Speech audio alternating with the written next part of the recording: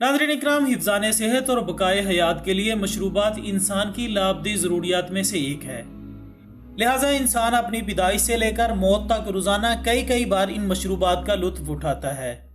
जबकि इरशाद बारी ताला भी है कि हमने तुम्हें निहायत मीठा पानी पिलाने के लिए दिया। दोस्तों, मशरूबात पीने का सिलसिला बनी आदम की पैदाइश से लेकर अब तक बामे उरूज पर है, जो कि हर दौर में मुख्तलिफ जायकों से बनाकर इस्तेमाल किया जाता रहा।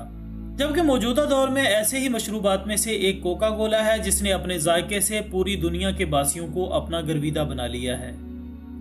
जी हाँ ख्वातीन हज़रात, कोका कोला का फार्मूला तैयार करने वाला जॉन स्टीथ 8 जुलाई 1831 को जॉर्जिया में पैदा हुआ। वो एक अमेरिकन फार्मासिस्ट था और मशहूर ज़माना कोका कोला की इजाद इसकी वजह शोहरत बनी। नाज़रीन, स्टीथ पेम्बरटन ने रिफॉर्म मेडिकल कॉलेज जॉर्जिया में दाखिला लिया और 19 साल की उम्र में फार्मासिस्ट की सनद हासिल की। अमेरिकन सिविल वार के दौरान उसने जंग में भी हिस्सा लिया और वो लेफ्टिनेंट कर्नल के ओहदे तक पहुंच गया। लेकिन जब इसके पेट में किसी वजह से शदीद दर्द हुआ तो वो दर्द से छुटकारे के लिए मॉर्फिन इस्तेमाल करने लगा, जिससे वो नशा और शरबत का मुस्तकिल तौर पर आदी हो गया। लिहाजा उसने इस नशे से छुटकारे के लिए एक शरबत ईजाद किया जिसे कोका वाइन का नाम दिया गया, जिसमें डामिनिया और कोला नट का अर्क शामिल किया जाता था। दोस्तों, इसके बाद स्टीथ जंगी डिप्रेशन के शिकार और जख्मी लोगों में इंतहाई मकबूल हो गया।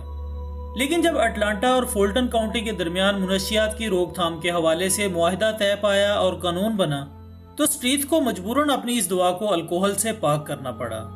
इसने मजीद इस पर तहकीकात की और इससे एक दवा के बजाय आम शरबत के तौर पर बेचने का फैसला किया और इसमें कार्बोनेटेड नमक का इस्तेमाल किया गया।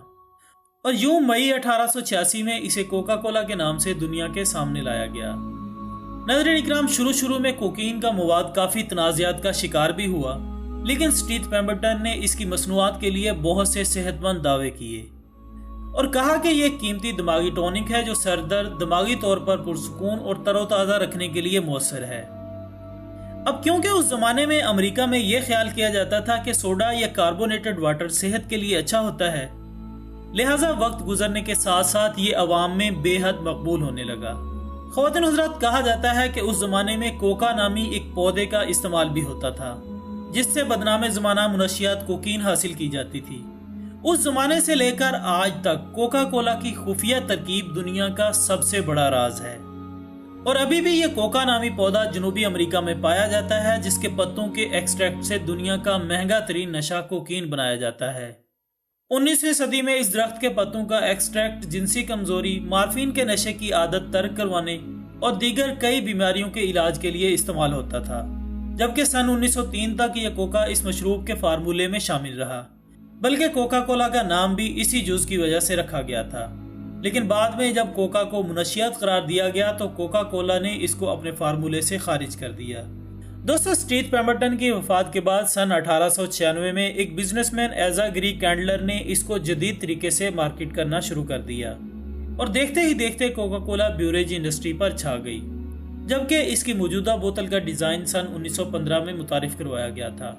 नाजरीन, ये डिज़ाइन इस कदर मकबूल हुआ कि कोका कोला की सारी दुनिया में मकबूलियत में इसका खुसूसी किरदार रहा, जबकि गुज़श्ता एक सदी के दौरान सैकड़ों दीगर कंपनियों ने भी इसकी नकल की। ख्वातीन हज़रात, इन तमाम वजाहतों के बाद जब कोका कोला के फार्मूले पर बात करें तो हमें यही सुनने को मिलता है कि इसका ओरिजिनल फार्मूला सिर्फ इसके मालिक या चंद और लोगों के पास है। और यह भी कहा जाता है कि इसका असली फार्मूला अटलांटा के सेंट्रस्ट बैंक के एक लॉकर में गुज़श्ता 86 साल से महफूज है, जबकि अमेरिका में वाक़ कोका कोला कंपनी असली फार्मूले के मुताबिक सिर्फ मशरूब का शरबत या सिरप बनाती है, लेकिन इसकी रेसिपी को आज तक मंजर आम पर नहीं लाया गया। कोका कोला का ये फार्मूला सख्त हिफाजती सिस्टम के अंदर मौजूद है और लोग इसकी खोज में हैं कि आखिर इस रेसिपी में ऐसी क्या खास बात है जिसे हाईटेक वॉलेट के अंदर महफूज किया गया है। कहा जाता है कि इस खास रेसिपी को कोक के हुकाम बाला में से सिर्फ 2 लोग ही देख सकते हैं। इन्हें भी ये इख्तियार देने से पहले हलफ उठाना पड़ता है कि वो कभी भी इस राज को अफशा नहीं करेंगे। इससे ये तासुर पैदा हो जाता है कि आखिर कोई तो वजह है कि इसे इतना महफूज रखा जा रहा है। दोस्तों, इन तहफ़्फ़ुज़ात के पेश नज़र कम अज़ कम मुसलमानों को ऐसे मशरूबात से परहेज़ करना चाहिए जिसके हलाल व हराम में शक हो।